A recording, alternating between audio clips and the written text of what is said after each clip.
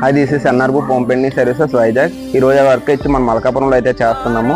ఇది వచ్చి 3-4 building already పుట్టి పెట్టి పేపర్ కొట్టి ఫ్రేమ్ అన్నది అప్లై చేస్తాము. ఈ లోపు అయితే గ్యాప్ వచ్చింది. మన ఇన్సైడ్ వర్క్ అయితే పుట్టి కూడా అయిపోయింది. పేపరింగ్ అయితే స్టార్ట్ చేసాము.